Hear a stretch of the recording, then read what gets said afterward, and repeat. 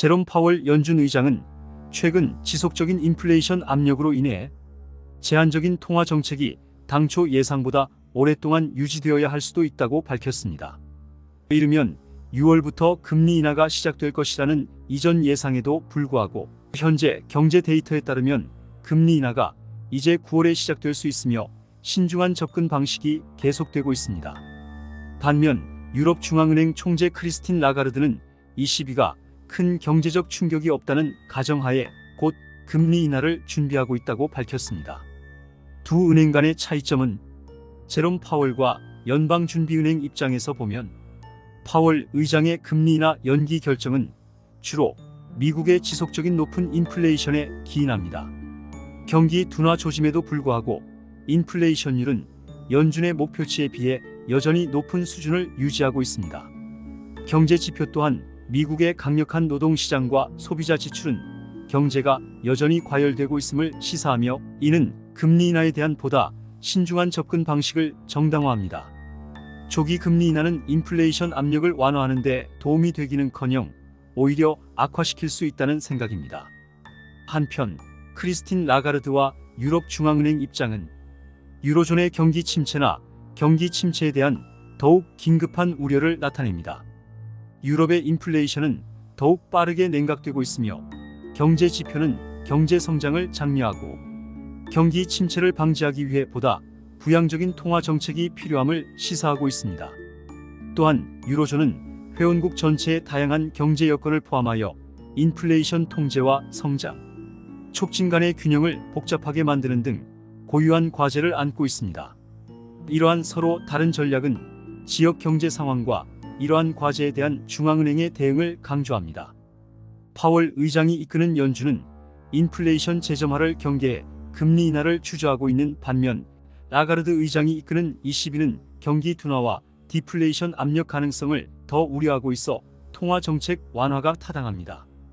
그런데 왜 작년에 우크라이나가 대대적인 반격을 시작했을 때는 미국이 지원을 안 해서 전투에서 실질적인 실패를 하게 만들었다가 이제서야 대규모로 우크라이나뿐 아니라 이스라엘 대만에도 지원하는 목적이 무엇일까요?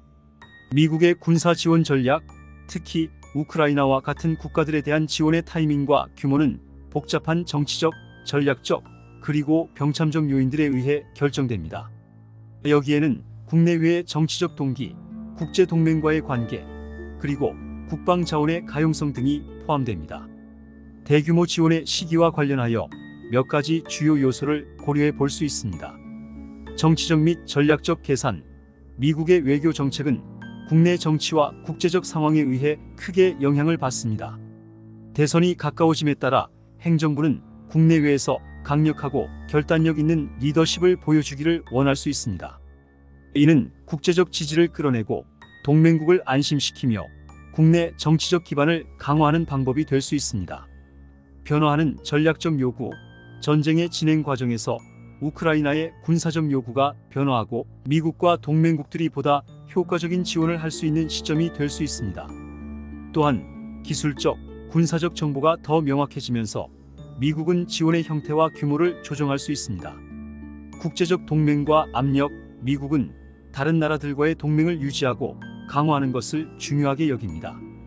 유럽연합 및 나토와 같은 동맹국들과의 협의를 통해 우크라이나에 대한 지원의 적절한 타이밍과 규모를 결정할 수 있습니다. 이는 또한 동맹국들의 지지를 확보하고 러시아와 같은 국가에 대한 국제적 압력을 조정하는 수단이 될 수 있습니다. 병참적 고려사항. 대규모 군사 지원은 상당한 병참 준비를 요구합니다. 무기와 장비의 수송, 훈련, 유지 관리 등은 모두 시간과 자원을 필요로 합니다. 때로는 병참 준비가 완료되는 시점이 지원의 시기를 결정하는 데 중요한 요소가 될 수 있습니다. 국내 정치적 요인. 미국 내부에서의 정치적 지지도 중요한 요소입니다. 의회의 승인과 공공의 지지가 군사 지원의 타이밍과 규모에 영향을 미칠 수 있습니다. 대규모 군사 지원 결정은 때때로 국내 정치적 논쟁의 대상이 될 수 있으며 이는 정책 결정에 영향을 줄 수 있습니다. 따라서 미국의 군사 지원 전략은 단순히 대선의 일정에만 의존하는 것이 아니라 다양한 국내외 요인의 복합적인 결과로 볼 수 있습니다. 미국 정치의 가장 중요한 특징은 주요 정치적 기부자나 특수 이익 집단이 군사적 행동이나 원조 결정을 포함한 미국의 외교 정책에 영향을 미칠 수 있는 로비 시스템이 있습니다. 실제로 외교 정책 결과에 관심이 있는 에이펙과 같은 로비 단체, 방위 산업체 및 기타 단체가 워싱턴의 의사 결정에 영향을 미치기 위해 상당한 자원을 소비한다는 사실은 잘 문서화되어 있습니다. 이들 그룹은 로비, 공개 캠페인, 국회의원과의 직접적인 상호작용을 통해 결정에 영향을 미치기 위해 미국 정치의 틀 내에서 활동합니다. 에이펙과 같은 그룹은 목표에 부합하는 정책을 추진하기 위해 로비에 참여합니다.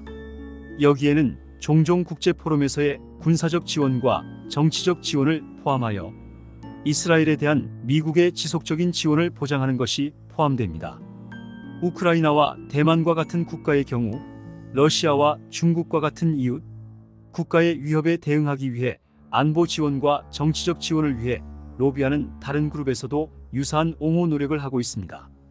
이러한 로비 그룹은 또한 자신의 대의에 유리한 후보와 정책을 지원하기 위해 상당한 자원을 동원합니다.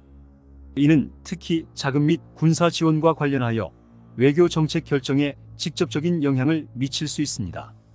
이러한 그룹은 직접적인 정치적 로비 활동 외에도 정보 캠페인, 공개 성명, 언론 보도에 영향을 미침으로써 주요 문제에 대한 여론을 형성하기 위해 노력하는 경우가 많습니다.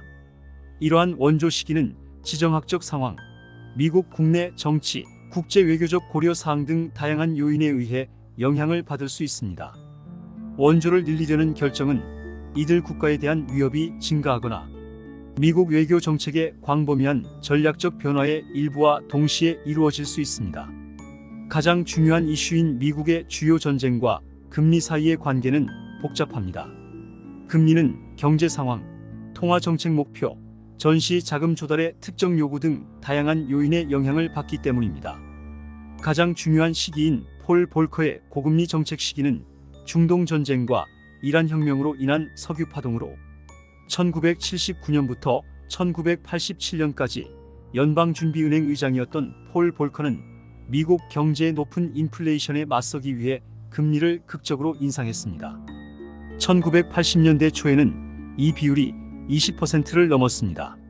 이는 전 세계적으로 영향을 미쳤으며 경제적으로 어려움을 겪고 있던 소련의 궁극적인 붕괴를 초래한 경제적 압박에 기여한 것으로 종종 평가됩니다.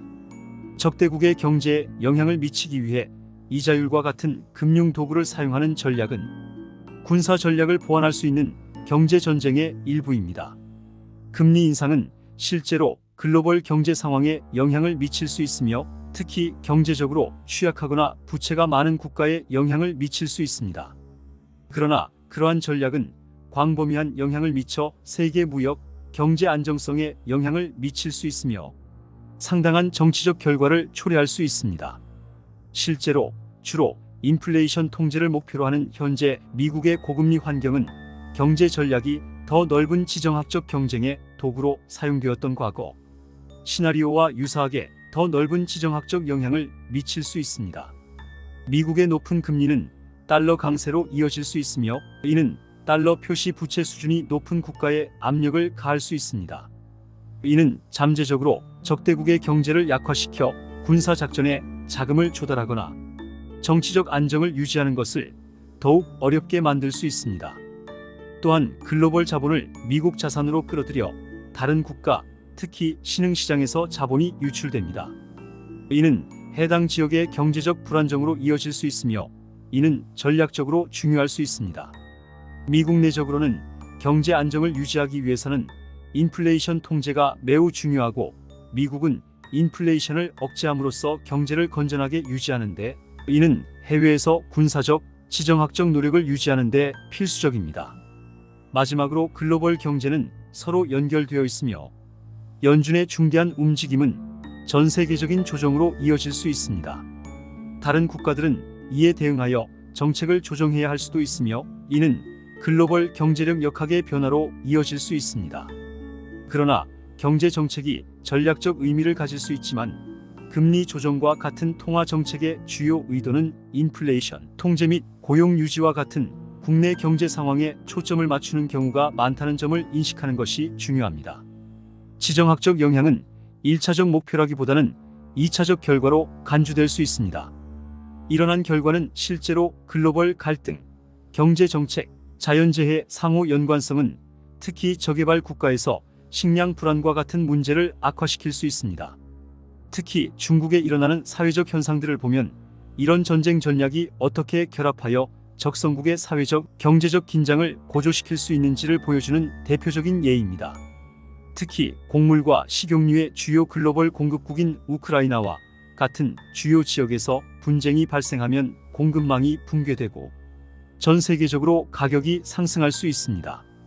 이는 직접적으로 관련된 지역에 영향을 미칠 뿐만 아니라 전 세계적으로 파급 효과를 가져오며 식품 순수입국인 국가에 가장 큰 타격을 줍니다. 세계 식량 가격이 상승함에 따라 경제적 어려움에 직면한 국가나 심각한 빈곤 수준에 처한 국가에서는 식량 안보 요구를 관리하는 것이 점점 더 어려워지고 있습니다.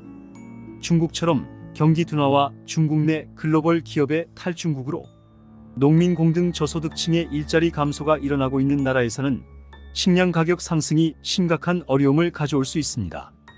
복잡성을 더하는 대홍수와 같은 자연재해는 지역 농업 생산을 황폐화시켜 국내 식량 수요를 충족하는 능력을 더욱 압박할 수 있습니다. 이미 이번 4월 심각한 홍수에 직면한 중국 남부와 같은 지역에서는 이는 식량 공급에 즉각적인 영향을 미치고 농업 회복에 장기적인 어려움을 초래할 수 있습니다.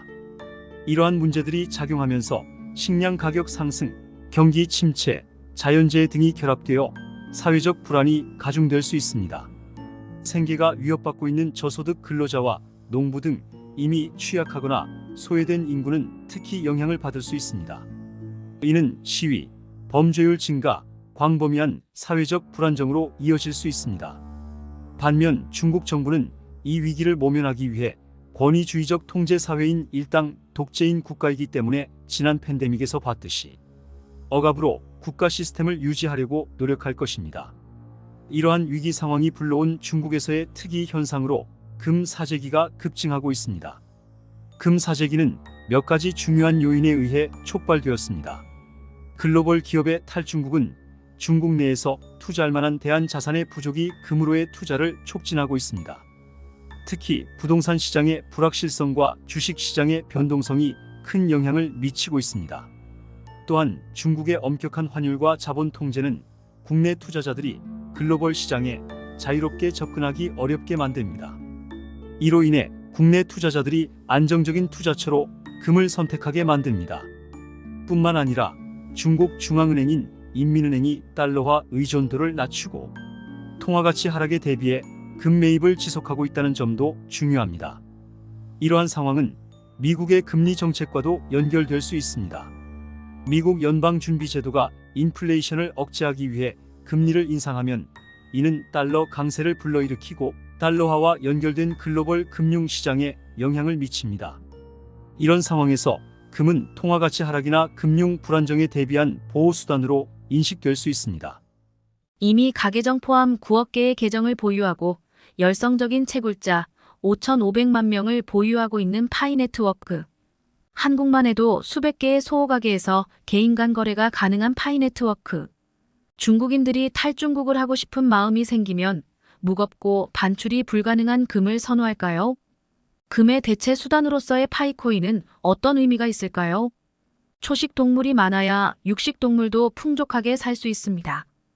오픈넷하고 초식 동물들은 열심히 유동성 공급해 주세요. 구독, 좋아요, 시청 감사합니다.